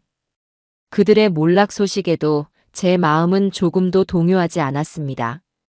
그저 인과응보라는 낡은 사자성어 하나만을 떠올릴 뿐이었죠. 저는 이제 제 자신의 삶을 정리하고 새로운 시작을 준비해야 했습니다. 저는 평생을 살아온 이 낡은 집을 처분하기로 마음먹었습니다. 집안 곳곳에 아들과의 추억이 먼지처럼 쌓여 있었고 저는 그 모든 것으로부터 자유로워지고 싶었어요. 짐을 정리하던 날이었습니다. 장롱 깊숙한 곳에서 빛바랜 낡은 앨범 하나를 발견했습니다. 앨범을 펼치자 갓난아기인 태평이를 품에 안고 세상 가장 행복한 미소를 짓고 있는 제 젊은 날의 모습이 보였습니다. 뒤이어 유치원 입학식에서 제 손을 꼭 잡고 있던 아들의 모습, 초등학교 운동회에서 씩씩하게 달리던 아들의 모습, 대학 합격 통지서를 받고 저와 부둥켜 안고 울던 아들의 모습이 차례로 나타났습니다. 사진 속의 우리는 정말로 행복해 보였습니다. 저는 그 앨범을 들고 마당으로 나갔습니다. 그리고는 낡은 양철 대야 안에 앨범을 넣고 기름을 부었습니다. 성냥을 그어 불을 붙이자 화르륵 하는 소리와 함께 사진들이 타오르기 시작했습니다. 행복했던 우리의 모습이, 즐거웠던 추억들이 검은 재가 되어 바람에 흩날렸습니다. 저는 눈물 한 방울 흘리지 않고 그 모든 것이 사라질 때까지 묵묵히 지켜보았습니다. 사진 속의 젊은 어머니 이경희도, 사랑스러웠던 아들 김태평도 오늘 이 불길 속에서 함께 죽었습니다. 이제 저는 오직 저 자신만을 위한 새로운 인생을 살아갈 겁니다. 그 누구의 어머니도 아닌 오롯한 인간 이경희로서 말입니다. 낡은 집을 처분하고 새로운 보금자리로 이사하던 날, 하늘은 거짓말처럼 맑고 푸르렀습니다. 제가 새로 이사 온 곳은 도시의 소음으로부터 멀리 떨어진 바닷가의 작은 아파트였어요. 거실 창문을 열면 시원한 바닷바람과 함께 짭조름한 바다 내음이 밀려 들어왔고, 눈앞에는 끝없이 펼쳐진 수평선이 그림처럼 걸려 있었습니다. 제 힘으로 오직 저를 위해 마련한 생애 첫 집이었습니다. 이사 첫날, 저는 짐도 풀지 않고 텅 빈 거실 한가운데에 한참을 서 있었습니다. 따스한 햇살이 제 온몸을 감싸는 기분이었죠. 지난 몇 달간 저를 짓눌렀던 무거운 갑옷을 벗어던지고 다시 태어난 기분이었습니다. 저는 모든 창문을 활짝 열었습니다.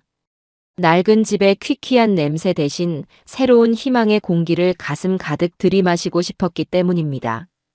혼자만의 생활은 처음에는 조금 어색하고 낯설었습니다.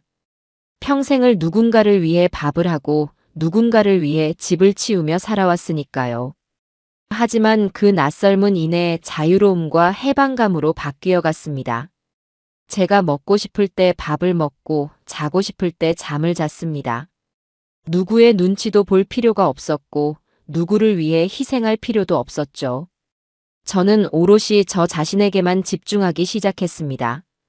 그러던 어느 날 아파트 게시판에 붙어있는 문화센터 수강생 모집 공고를 보게 되었습니다. 수채화, 서예, 댄스 스포츠. 여러 강좌 중에 유독 초보 유화 그리기라는 문구가 제 눈에 들어왔습니다. 젊었을 적 저는 화가가 되는 것이 꿈이었어요. 하지만 팍팍한 살림에 그림은 제게 허락되지 않은 사치였습니다. 저는 잠시 망설이다가 저도 모르게 문화센터로 향하는 제 자신을 발견했습니다. 첫 수업날, 저는 하얀 캠퍼스와 여러 가지 색깔의 물감들 앞에서 한참을 망설였습니다. 무엇을 그려야 할지, 어디서부터 시작해야 할지 막막했기 때문이죠. 그때 저를 가르치는 젊은 여자 선생님이 다가와 제 어깨를 두드리며 말했습니다. 어머님, 너무 어렵게 생각하지 마세요. 그냥 지금 어머님 마음속에 떠오르는 색깔을 아무거나 캔버스에 칠해보세요. 정답은 없어요. 선생님의 말에 저는 용기를 내어 파란색 물감을 집어들었습니다. 그리고는 하얀 캔버스 위에 거칠게 칠하기 시작했습니다. 제 눈앞에 펼쳐진 바다의 색, 제 마음을 뻥 뚫어주던 하늘의 색. 파란색을 다 칠하고 나니 이번에는 노란색을 칠하고 싶어졌습니다. 저를 비추던 따스한 햇살의 색이었죠. 그렇게 저는 몇 시간 동안 아이처럼 물감을 섞고 칠하며 저만의 세상을 캔버스 위에 만들어 나갔습니다. 수업이 끝났을 때 제 그림은 형편없는 추상화에 가까웠지만 제 마음은 날아갈 듯 가벼워졌습니다. 하얀 캔버스를 채워나가면서 제 마음속의 응어리들도 함께 풀려나가는 기분이었어요.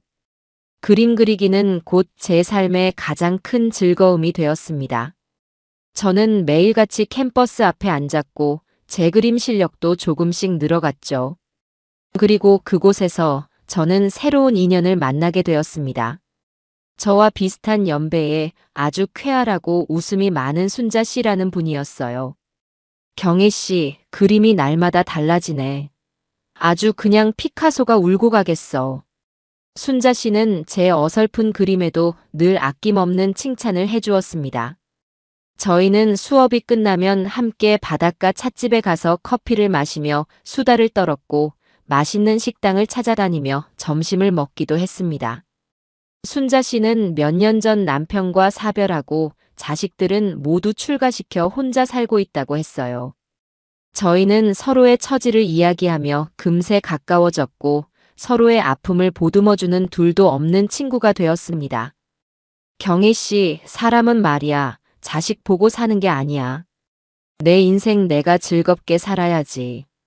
자식들은 다 자기 살기 바쁜 남이야, 남.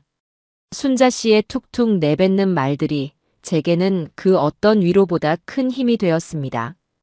저는 순자 씨와 함께 웃고 떠들며 지난 수십 년간 잊고 살았던 제 자신의 모습을 조금씩 되찾아가고 있었습니다. 어느 날 저는 민석이와 함께 식사를 하게 되었습니다. 그동안 저를 도와주느라 고생한 민석이에게 근사한 저녁을 사주고 싶었기 때문입니다. 민석이는 몰라보게 밝아진 제 모습을 보며 자기 일처럼 기뻐해 주었어요. 할머니, 정말 좋아 보이세요. 제가 다 뿌듯하네요. 다 민석이 너 덕분이다. 너가 아니었으면 나는 아직도 그 지옥 속에서 살고 있었을 게다. 식사를 하던 중 저는 민석이에게 조심스럽게 부탁을 하나 했습니다. 제가 가진 돈의 일부를 좋은 곳에 쓰고 싶다는 이야기였죠. 저처럼 자식에게 아픔을 겪은 노인들을 위해 돈을 쓰고 싶구나. 그 사람들이 다시 일어설 수 있도록 작은 희망이라도 되어주고 싶어. 제 말에 민석이는 한참 동안 저를 바라보더니 깊이 고개를 끄덕였습니다. 네, 할머니. 제가 꼭 그런 곳을 찾아볼게요. 할머니의 그 따뜻한 마음이 꼭 필요한 곳에 전달될 수 있도록요. 며칠 뒤 민석이는 한 비영리 단체를 소개해 주었습니다. 가족에게 금융 사기를 당한 노인들에게 법률 지원과 심리 상담을 해주는 곳이었죠. 저는 그곳에 제 이름을 밝히지 않고 거액의 돈을 기부했습니다. 돈을 보내고 나니 제 마음이 그 어떤 때보다도 풍요로워지는 것을 느꼈습니다. 제 아픔과 상처가 다른 누군가에게는 희망의 씨앗이 될 수 있다는 사실이 제게 큰 위안을 주었기 때문입니다. 저는 더 이상 과거에 얽매여 사는 피해자가 아니었습니다. 제 아픔을 딛고 일어나 다른 사람의 아픔까지 보듬을 수 있는 단단하고 강인한 사람으로 다시 태어나고 있었습니다. 제 인생의 두 번째 장은 그렇게 조용하지만 아름답게 시작되고 있었습니다. 시간은 유수와 같다는 말이 있습니다. 제 인생을 송두리째 핥히고 지나갔던 그 끔찍한 폭풍우가 멎고 어느새 두 번의 가을이 제 곁을 스쳐 지나갔습니다. 저는 이제 아침에 눈을 뜰 때마다 어둠 속에서 불안에 떠는 대신 창문으로 쏟아져 들어오는 눈부신 햇살을 보며 미소 짓는 사람이 되었어요. 오늘도 제게 주어진 소중한 하루를 어떤 색깔로 채워나갈까 하는 설렘으로 가슴이 부풀어 오르는 그런 평범하고도 감사한 일상을 살게 된 겁니다. 제 얼굴에서는 오랜 세월 저를 짓눌렀던 수심의 그늘이 깨끗이 걷혔고 그 자리에는 제 친구 순자 씨의 말처럼 소녀 같은 웃음이 말을 날 없이 피어나기 시작했습니다. 이제 제 삶에는 저만의 규칙과 즐거움이 생겼습니다. 오전에 그림을 그리고 점심에는 순자 씨와 함께 동네 맛집을 찾아다니거나 바닷가를 산책했죠. 오후에는 새로 생긴 취미인 정원을 가꾸거나 조용한 찻집에 앉아 책을 읽었습니다. 저녁에는 좋아하는 음악을 틀어놓고 저를 위한 근사한 저녁상을 차렸어요. 평생을 누군가를 위해 밥을 짓고 설거지를 했는데 오직 저 한 사람을 위해 요리하는 즐거움이 이토록 클 줄은 예전엔 미처 몰랐습니다. 그러던 어느 날 제가 다니는 문화센터에서 작은 전시회를 열게 되었습니다. 1년 동안 갈고 닦은 회원들의 작품을 모아 동네 주민들에게 선보이는 소박한 자리였죠. 선생님은 제게도 그림 한 점을 출품해달라고 권유했지만 저는 손사래를 치며 거절했습니다. 아이, 선생님도 제가 그린 걸 어디다 내놓는다고 그러세요. 저는 그냥 제 재미로 그리는 건데요, 뭘. 경희 어머님, 그런 말씀 마세요. 어머님 그림에는 사람 마음을 끄는 힘이 있어요. 특히 그 바다 그림은 볼 때마다 제 마음이 다 시원해지는걸요. 선생님의 칭찬에도 저는 영 자신이 없었습니다. 하지만 옆에서 듣고 있던 순자 씨가 제 등을 떠밀며 역정을 냈어요. 어머, 경혜 씨는 왜 그래? 이게 얼마나 좋은 기회인데. 자기 그림이 번듯하게 액자에 걸려서 벽에 걸리는 게 아무나 하는 경험인 줄 알아? 이건 무조건 해야 해. 순자 씨의 성화에 못 이겨 저는 결국 제 그림 중 하나를 골라 출품하기로 했습니다. 어떤 그림을 내야 할까 며칠을 고민하다가 저는 제 첫 작품을 선택했어요. 제가 그림을 배우기 시작한 첫날, 무엇을 그려야 할지 몰라 그저 제 마음이 가는 대로 파란색과 노란색 물감을 마구 칠했던 정체 모를 추상화였죠. 그때의 혼란과 희망이 뒤섞인 제 마음이 고스란히 담겨 있는 것 같아 왠지 더 애착이 가는 그림이었습니다. 전시회 날 저는 아침부터 잔뜩 긴장한 채 순자 씨의 손에 이끌려 문화센터 갤러리로 향했습니다. 작은 공간이었지만 벽에는 회원들의 정성이 담긴 수십 점의 그림들이 근사하게 걸려 있었어요. 그리고 그 한쪽 벽면에 제 그림도 번듯한 액자에 담겨 조명을 받고 있었습니다. 저는 제 그림 앞에 서서 한참을 바라보았습니다. 누군가에게 보여주기 위한 그림이 아닌 오직 제 자신을 위해 그렸던 마음의 풍경. 그것이 이경희라는 제 이름표와 함께 걸려 있는 것을 보니 가슴속에서 뜨거운 무언가가 뭉클하게 차오르는 기분이었어요. 저는 더 이상 누구의 어머니, 누구의 아내가 아닌 화가 이경희라는 새로운 이름으로 세상에 서 있는 듯 했습니다. 한참 그림을 감상하고 있는데 옆에서 작은 실랑이가 벌어졌습니다. 젊은 여자가 나이든 자기 어머니의 팔을 붙잡고 애원하고 있더군요. 엄마, 제발 집에 가자. 여기서 이러면 어떡해. 싫다. 너는 왜 맨날 나한테 가라 말아야? 내가 네 돈 쓰냐? 내 돈 쓰고 내 맘대로 다니겠다는데 너가 왜 난리야? 노모는 악에 받쳐 소리쳤고 딸의 얼굴은 지칠 대로 지쳐 보였습니다. 그 모습을 보는 순간 과거의 기억이 희미하게 스쳐 지나갔지만 이상하게도 마음이 아프지는 않았습니다. 그저 저 딸의 마음이 얼마나 무거울까 하는 안쓰러움이 들 뿐이었죠. 저는 조용히 그들에게 다가가 노모의 손을 부드럽게 잡았습니다. 어머님, 그림이 참 좋지요? 저기 저 바다 그림 제가 그린 거예요. 어머님도 혹시 바다 좋아하세요? 제 갑작스러운 등장에 노모는 잠시 경계하는 눈빛으로 저를 보더니 이내 제 그림 쪽으로 시선을 돌렸습니다. 그림은 무슨. 그냥 시퍼렇기만 하구먼. 맞아요. 그냥 시퍼렇기만 하죠. 저 그림 그릴 때 제 마음도 딱 저랬거든요. 속이 아주 시퍼렇게 멍들어 있었는데 저렇게 그리고 나니 조금 시원해지더라고요. 제 말에 노모는 아무 대답 없이 제 그림만 빤히 바라보았습니다. 저는 그런 노모의 어깨를 가볍게 두드려주고는 딸에게 눈짓을 보내며 자리를 비켜주었습니다. 잠시 후 노모는 언제 소리를 질렀냐는 듯 딸의 부축을 받으며 조용히 전시회장을 빠져나갔습니다. 그 뒷모습을 보며 저는 제가 정말로 괜찮아졌다는 것을, 과거의 상처로부터 완전히 자유로워졌다는 것을 깨달을 수 있었습니다. 그렇게 마음이 훈훈해진 채로 집에 돌아와 우편함을 열었는데 그 안에 낯익은 글씨체의 편지 한 통이 들어 있었습니다. 제게는 이제 친아들보다 더 든든하고 살가운 이름, 최민석 석자가 적혀 있었죠.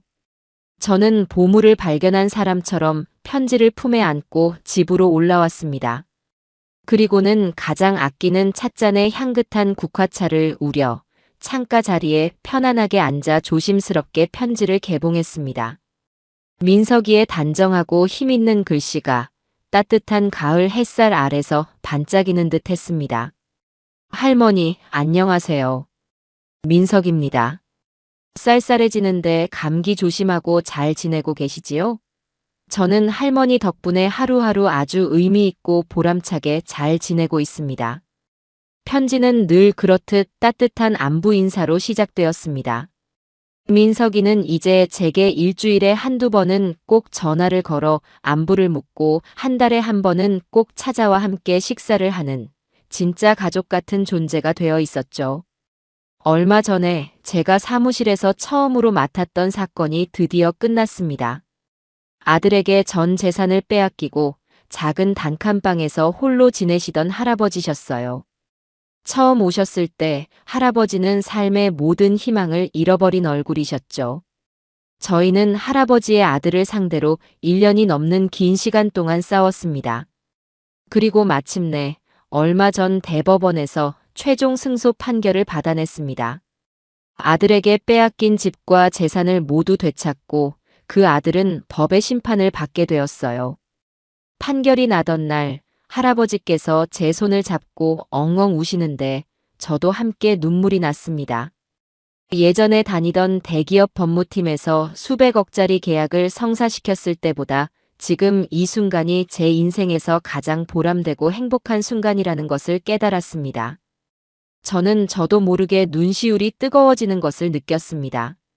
민석이가 걷고 있는 그 길이 얼마나 고되고 힘든 길인지 알기에 그가 느끼는 보람의 무게가 고스란히 제게도 전달되는 듯 했습니다. 이 모든 것이 할머니 덕분입니다. 만약 제가 할머니를 만나지 못했다면 저는 아마 아직도 영혼 없는 서류 더미에 파묻혀 돈만 좇으며 살고 있었을 겁니다. 할머니의 용기와 강인함이 제게 돈보다 더 소중한 가치가 무엇인지 가르쳐 주셨습니다. 제 인생의 방향을 올바른 곳으로 이끌어 주신 분은 바로 할머니입니다. 그러니 할머니, 이제는 더 이상 아파하지 마시고 지난 일에 대해 죄책감도 갖지 마세요. 할머니는 그저 할머니 자신을 지켜내셨을 뿐만 아니라 저와 그리고 앞으로 제가 만나게 될 수많은 분들의 인생까지 구하신 겁니다. 그러니 부디 세상에서 가장 행복하셔야만 합니다. 제 마음속에 진짜 어머니, 이경희 할머니. 늘 건강하세요. 할머니께서 좋아하시는 가을 전어가 요즘 제철이랍니다. 조만간 가장 맛있는 놈으로 사들고 찾아뵙겠습니다. 아들 같은 민석 올림. 저는 편지를 가슴에 품고 소리내어 울었습니다. 하지만 그 눈물은 더 이상 슬픔이나 분노의 눈물이 아니었어요. 감사와 감동, 그리고 제 자신에 대한 깊은 대견함이 뒤섞인 따뜻하고 정화되는 눈물이었습니다. 저는 제게 진짜 아들이 생겼다는 것을, 제 상처가 누군가에게는 희망의 증거가 되었다는 것을 비로소 온 마음으로 실감할 수 있었습니다. 그날 밤 저는 욕실로 들어가 아주 오랜만에 욕조의 따뜻한 물을 받기 시작했습니다. 이사 온 뒤로 한 번도 사용하지 않았던, 그래서 먼지가 뽀얗게 쌓여있기까지 한 욕조였어요. 어쩌면 제 무의식 속에 욕조라는 공간에 대한 깊은 트라우마가 낙인처럼 남아있었는지도 모릅니다. 하지만 오늘만큼은 그 지긋지긋한 트라우마를 깨끗하게 씻어내고 싶었습니다. 민석이의 편지가 제게 마지막 남은 용기를 주었기 때문입니다. 저는 욕조를 깨끗이 닦고 며칠 전 순자 씨에게 선물 받은 향기로운 장미 임욕제를 아낌없이 물에 풀었습니다. 순식간에 욕실 안에는 향긋하고 따뜻한 증기가 몽글몽글 피어올랐죠. 저는 조심스럽게 욕조 안으로 몸을 담갔습니다. 따뜻한 물이 제 온몸의 근육과 마음을 부드럽게 감싸는 순간 저도 모르게 깊은 탄식이 흘러나왔습니다. 그리고 눈을 감자 제 머릿속에 두 개의 욕조가 선명하게 떠올랐습니다. 더러운 탐욕과 차가운 거짓으로 가득 차 있던 아들 내 집의 욕조. 그 안에서 발견했던 돈다발의 서늘한 감촉과 제 아들의 얼굴에 떠올랐던 짐승 같은 공포. 그리고 지금 장미 향기와 따뜻한 온기로 저의 모든 상처를 위로하는 저의 새로운 욕조. 그 두 개의 욕조가 제 머릿속에서 천천히 겹쳐지며 저는 비로소 진정한 깨달음을 얻었습니다. 진정한 복수는 저들을 파멸시키고 불행의 나락으로 떨어뜨리는 것이 아니라는 사실을요. 물론 그들이 자신들의 죄에 대한 대가를 받는 것은 당연한 인과응보입니다. 하지만 그것이 제 행복의 목적이 되어서는 안 되는 것이었어요. 진정한 복수는 그들이 더 이상 제 인생에 먼지 한 톨만큼의 영향도 미치지 못하게 되는 것. 그들의 이름 석자조차 제 기억 속에서 희미해지고 제가 온전히 제 삶의 주인이 되어 매 순간을 웃고 사랑하고 행복하게 살아가는 것. 그것이야말로 세상에서 가장 완벽하고 가장 통쾌하며 가장 우아한 복수라는 것을 말입니다. 저는 물속에서 조용히 그리고 환하게 웃었습니다. 제 마음 가장 깊은 곳에 박혀있던 마지막 응어리마저 이 따뜻한 물에 모두 녹아내려 흔적도 없이 사라지는 기분이었습니다. 다음 날 아침, 저는 순자 씨와 함께 늘 가던 바닷가로 그림을 그리러 나갔습니다. 눈부신 가을 햇살 아래 바다는 수억 개의 다이아몬드를 쏟아부은 듯 찬란하게 반짝이고 있었죠.